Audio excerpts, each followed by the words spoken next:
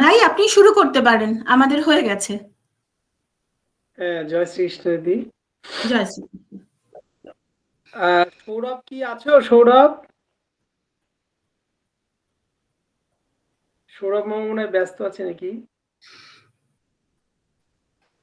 Join তো করেছে।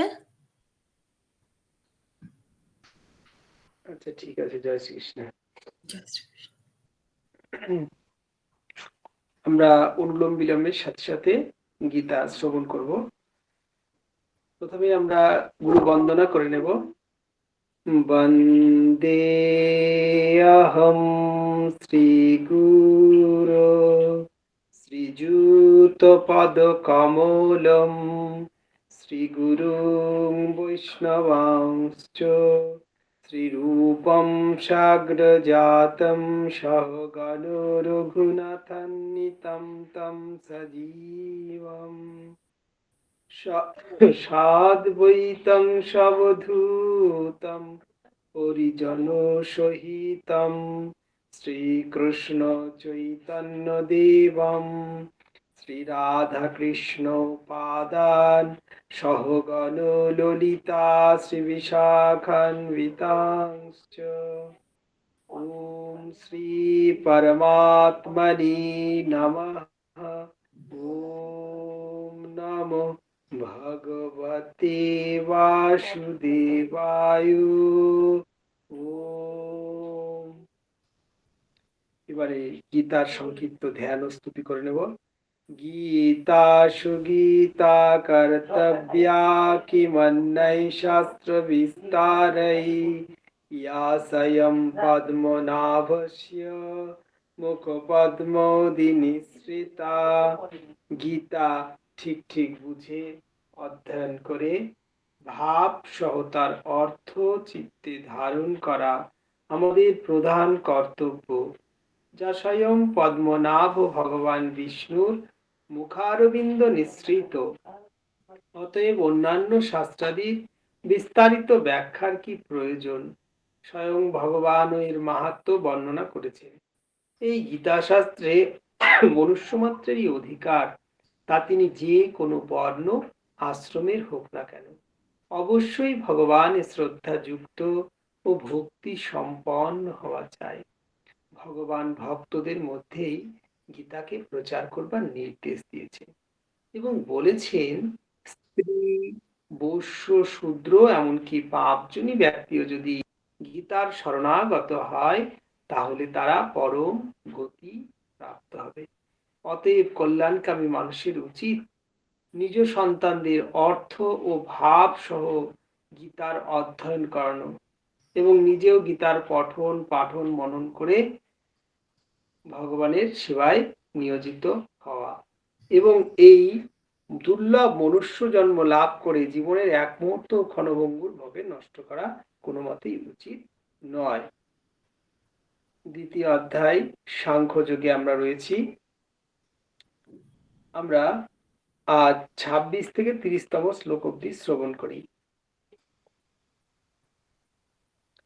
অথ চৈনম নিত্যজাতম নিত্যং বা মন্যসে স্মৃতম তথাপি ত্বম মহাবাহো নৈবম শোচিতুমর্হসি। আর যদি তুমি এই আত্মাকে নিত্য জন্মশীল এবং নিত্য মরণশীল বলে মনে করো, তবুও হে মহাবাহো, তোমার শোক করা উচিত নয়।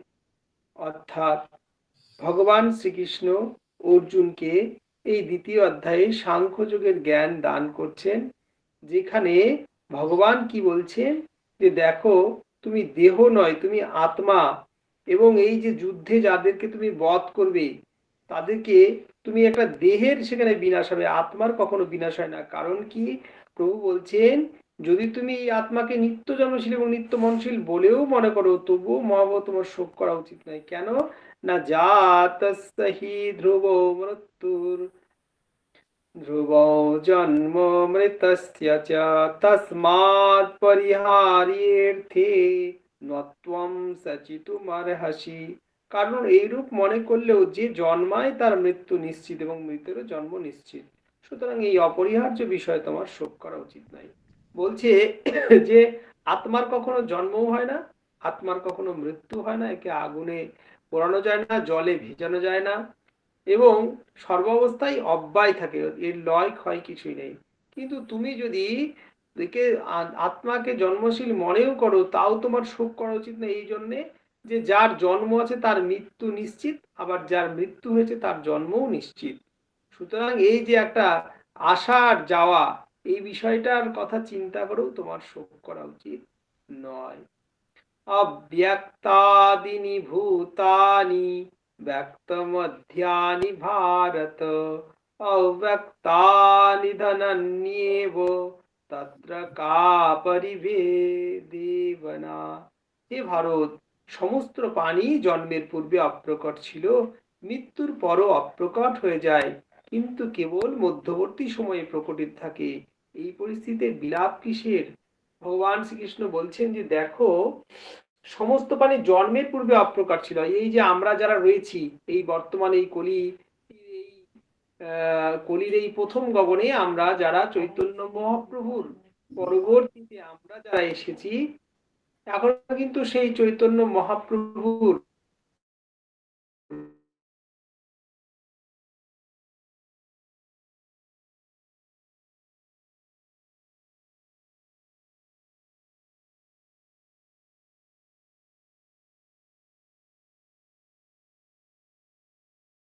তারপরে হয়তো আমরা আবার জন্মগ্রহণ করেছি, এরকমটাও হতে পারে। হয়তো কেউ কেউ সাক্ষাৎ সেই লীলার মাঝেও ছিল, এরকমটাও হতে পারে।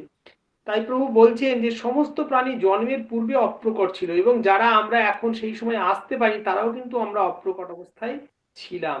এই এখন আমরা প্রকটিত অবস্থায় আছি, হয়তো আমাদের যার যখন সময় আসবে তাকে তখন চলেও যেতে হবে, তখন পুনরায় আবার অপ্রকট হয়ে যাব।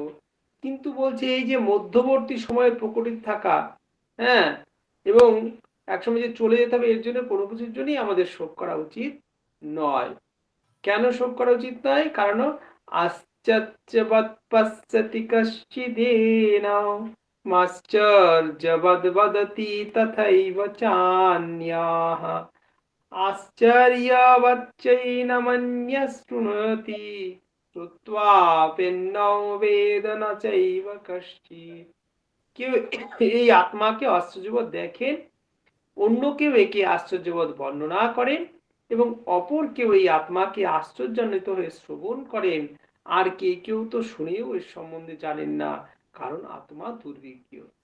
বলছে যে আত্মা দুর্বিজ্ঞ, অর্থাৎ এটা বোধগম্যের অনেক ঊর্ধ্বে, একে বোধগম্যতা আনাটাও দুষ্কর। বলছেন সেই জন্য যারা উপলব্ধি করতে পেরেছেন, যারা কিঞ্চিত ভগবানকে উপলব্ধি করতে পেরেছেন, তারা কেউ কেউ আত্মাকে আশ্চর্যবোধ দেখেন, যে কি করে এক দেহ থেকে তার সংস্কার বশত অন্য দেহে সে ট্রান্সফার হয়ে যাচ্ছে। এই যে যাহা মাত্র আত্মা দেহ থেকে বেরিয়ে যাচ্ছে, তখন তাকে আমরা মৃত বলে, সেই শরীরটাকে মৃত বলে ঘোষণা করছি। অথচ তার আগেই আমরা এই দেহের কত ধরনের কত আদর যত্ন, কত কিছু, দেহের একটু মাত্র তাপ সহ্য করতে না পারা, একটু শীতে কাতর হয়ে পড়া। কিন্তু যাহা মাত্র আত্মা এই শরীর থেকে বেরিয়ে যাচ্ছে, তখন আর এই দেহের কোনো মূল্য নেই। তখন কি করা হচ্ছে? এটাকে মৃত বলে ঘোষণা করে দেওয়া হচ্ছে, এবং সেটাকে কতক্ষণ তখন সেখান থেকে সেটা শ্মশানে বা যেখানে তার সৎকার করা হবে সেখানে কতক্ষণ পাঠানো যায়। এমনকি এটাও করা হচ্ছে, কিছুক্ষণ আগেই যে বেঁচে ছিল এবং যখন সে গত হয়ে গেল, তারপরে সেখান থেকে যাওয়ার পরে সেখানে গোবর ছড়ানো হচ্ছে, কি না সেখানে দূষণ ছড়াতে পারে।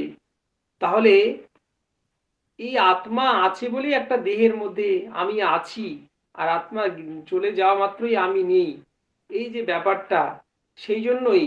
এবং এই আত্মা কিভাবে কোথায় ছিল, কোথা থেকে কিভাবে এসে এই পঞ্চভূতের সমন্বয়ে যে দেহ তৈরি হলো, ক্ষিতি অপ্তিজ মরুদ্ভম, সেখানে যে আত্মা এসে সেখানে একটা নতুন কুঠুরি পেয়ে সেখানে যে আত্মা এই যে চলাচল করছে, এটা অনেকেই এগুলো যখন উপলব্ধি করতে পেরে কেউ কেউ এটাকে আশ্চর্যবোধ বলে দেখেন, এবং অন্য কেউ আশ্চর্যবোধ বলে বর্ণনাও করছেন যে সত্যি এটা আশ্চর্য, মহা আশ্চর্য। এবং যে যাকে আমরা শরীরের কোথায় এই আত্মা আছে, এই শরীরের মধ্যেই তিনি আছেন, কিন্তু কোথায় আছে সেটাও আমরা সঠিক বলতে পারবো না।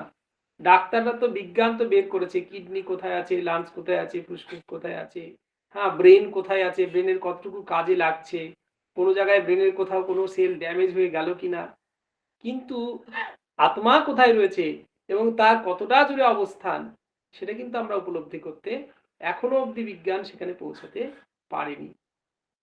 তাই জন্যই যারা মুনি ঋষি, যারা মহাত্মা, তারা একে আস্বাদ, কেউ দেখছেন, কেউ বর্ণনা করছেন, আবার কেউ কেউ আশ্চর্যান্বিত হয়ে শ্রবণ করছেন যে সত্যি কি অভাবনীয় ব্যাপার, যে এই দেহের মধ্যে আছে আত্মা, এটুকু আমরা উপলব্ধি করতে পারছি, সমস্ত কিছুর মধ্যেই আছে। এবং ভগবান শ্রীকৃষ্ণ যিনি পরম পুরুষ, তারই যে অংশ বিশেষ এই জীবাত্মা, তিনি যে এই যে জীবাত্মার পরমাত্মা যে ভিন্ন নয়, এক। যেমন একটা এই যে মহাবিশ্বের যখন বিস্ফোরণ হয়, তখন কি হয়েছিল, যখন এই অগ্নিপিণ্ডগুলো ছুটে ছুটে আলাদা আলাদা হয়ে সেটাই কোনো গ্রহ একটু শীতল হয়ে, আবার কোনোটা নক্ষত্র রূপে, এইভাবে মহাবিশ্বে যে মহাবিস্ফোরণ হয়েছিল, তারপরে সেই গ্রহ নক্ষত্র ইত্যাদি তৈরি হয়েছিল। তো ঠিক তেমনি আত্মা থেকে বিচ্ছুরিত হয়েছে এই পরমাত্মা থেকে আত্মা। আবার কিন্তু আমাদের যাত্রা হচ্ছে সেই পরমাত্মার সঙ্গে মিলনের উদ্দেশ্যেই আমাদের কিন্তু যাত্রা। এই যে আমরা যজ্ঞ করছি, এই যে আমরা ধ্যান করছি, উপাসনা করছি, মূল লক্ষ্যবস্তু একটাই, আমরা আত্মাকে জেনে সেই পরমাত্মার উদ্দেশ্যে আমরা রওনা দিব এবং একসময় মিলন হবে। যেমন রাধা কৃষ্ণ, রাধা কৃষ্ণ আলাদা কিছু নয়, কৃষ্ণেরই অন্তরঙ্গা শক্তিই রাধারূপে বহিঃপ্রকাশ। এই যে অনেকে যারা উপলব্ধি করতে আমরা পারি না, অনেকেই বলে থাকেন যে রাধা কৃষ্ণ লীলা করেছেন, হ্যাঁ, এবং সেটাকে এই আমাদের জড়যোগীয়তা কামের দৃষ্টিতে দেখলে হবে না, সেখানে কিন্তু ভেদ নেই, অভেদ। রাধা কৃষ্ণ একই তত্ত্ব, কোনো ভেদ নেই, স্বরূপত কোনো ভেদ নেই, কিন্তু ভগবান নিজের মধ্যে থেকেই তার শক্তিকে প্রকাশ করলেন, কি করার জন্য, লীলা করার জন্য। সেখানে তাই জন্য বলা হয়েছে যে এই রাধাকৃষ্ণের প্রেম হচ্ছে কাম গন্ধ শূন্য, সেখানে কোনো কামনা বাসনা কোনো কিছুরই কোনো জায়গা নেই। কারণ শুধু একটা আত্মা এবং মানে শরীর, শরীর এবং তার শক্তি, দেহ এবং তার শক্তি, এই যে ভেদ, এর মধ্যে কি রয়েছে, কোনো ভেদই নেই। একটা শরীর আর তার যে শক্তিটা, ঠিক সেরকমই কৃষ্ণ এবং তার কৃষ্ণের শক্তি, লাদিনী শক্তি হচ্ছে রাধা। এবং রাধা কি করেছে, ভগবান শ্রীকৃষ্ণকে সর্বতভাবে সুখ দিবেন বলে তিনি আবার কি করলেন, নানান গোপীতে এবং মঞ্জুরি স্বরূপে তিনি আলাদা আলাদা হয়ে তিনি কি করলেন, বিচ্ছিত হলেন। অর্থাৎ এক কৃষ্ণ পরম পুরুষ অনাদিরাদি গোবিন্দ, তাকে সুখ দেবার জন্যই এক রাধা কি করলেন, অনেক সখী রূপে এবং সখী মঞ্জুরি রূপে তিনি কি করলেন, প্রকাশিত হলেন। অর্থাৎ সর্বতভাবে তার জীবনের একটাই লক্ষ্য হচ্ছে গোবিন্দকে সুখ প্রদান করা, গোবিন্দের সুখ বিধান। সেই জন্য তিনি কি করলেন, এত রূপে তার ভাবকে যতভাবে বিচ্ছুরিত হয়ে তিনি যতভাবে সেবা দিতে পারেন তিনি গোবিন্দের। তো ব্যাপারটা এইখানে এরকমই, যে তাই বলছেন যে সেই জন্য কেউ কেউ বলছেন যে আশ্চর্যান্বিত হয়ে শ্রবণ করেন, আবার কেউ কেউ শুনেও এর সম্বন্ধে কিছুই জানতে পারে না। এই আমার মতন যারা অধম বা যারা সাধারণ, তারা কিন্তু এত কিছু ভাবেও না বা ভাবার সময়ও নেই, আবার হয়তো ভাবলে উপলব্ধিও করতে পারবে না। তাই বলছে যে কেউ কেউ এ শুনেও এর সম্বন্ধে জানেন না, কারণ আত্মা দুর্বিজ্ঞ। देहि नित्यमवध्ययम् देहे सर्वस्य भारत तस्मात् सर्वाणि भूतानि न त्वं सचितुमर्हसि। হে অর্জুন, এই আত্মা সকলের দেহে সর্বদাই কি করছেন, অবদ্ধ। কারণ কোন প্রাণীর জন্য, এই কারণেই কোনো প্রাণীর জন্য তোমার শোক করা উচিত নয়। বলছেন যে এই দেহে আত্মা আছে ঠিকই, কিন্তু দেহকে বধ করতে পারবে কেউ, আত্মাকে কোনোভাবেই বধ করতে পারবে না। আত্মা অবদ্ধ, অর্থাৎ বোধেরই যোগ্য নয়, তাকে কেউই বধ করতে পারবে না। এই কথা জেনেও তোমার শোক করা উচিত নয়। এভাবেই ভগবান শ্রীকৃষ্ণ অর্জুনকে প্রবোধ দিচ্ছে যে দেখো, তুমি যুদ্ধের জন্য উত্থিত হও, তুমি এত শোক করো না, মোহগ্রস্ত হও না, কারণ তুমি তো এই এদের পূর্বে আমি মেরেই রেখেছি। আর সর্বোপরি আত্মা, দেহ নয়, তোমার আত্মা সম্পর্কে তুমি যখন জানবে, এবং এই আত্মাকে কোনোভাবেই কোনো বধ করা যায় না। পরবর্তী শ্লোক থেকে আমরা আগামীকাল শ্রবণ করব। অথ গীতার অষ্টাদশ অক্ষর মহামন্ত্র। গঙ্গা গীতা চ সাবিত্রী সীতা সত্যা প্রতিব্রতা ব্রহ্মা বলির্ব্রহ্ম বিদ্যা ত্রিসন্ধ্যা মুক্তি গেহিনী অর্ধমাত্র চিতানন্দা ভবগ্নির্ভ্রান্তি নাশিনী বেদত্রয়ী পরানন্দা তত্ত্বার্থ জ্ঞান মঞ্জুরি। ওম গীতা গীতা গীতা। ওম শ্রীকৃষ্ণার্পণমস্তু। অন্তিম প্রার্থনা। योगेशं सच्चिदानन्द वासुदेव भजप्रियं धर्मसंस्थापकौ वीरं कृष्णौ वन्दे जगद्गुरु। श्रीकृष्णौ वन्दे जगद्गुरु। जय श्री कृष्ण। আজকে তো অদ্বৈত মহাসপ্তমী। আজকে শ্রী শ্রী অদ্বৈত মহাপ্রভুর আজকে আবির্ভাব তিথি। তিনি কি করেছিলেন না, তারই ডাকে গৌরসুন্দর এসেছিলেন ধরাধামে। তাকে গৌরানা গোসাই বলে, শান্তিপুর নাথ বলা হয়।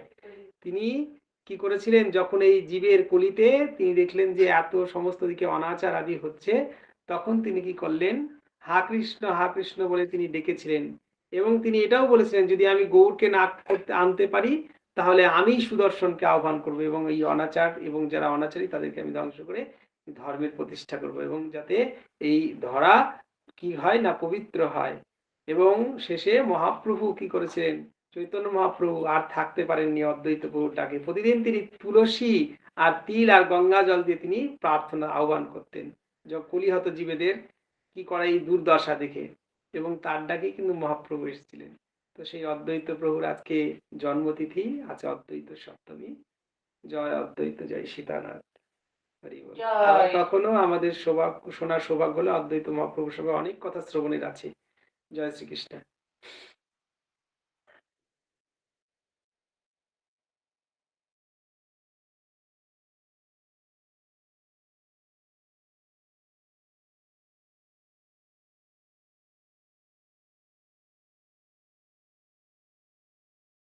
হ্যাঁ দিদি, কিছু বলবেন?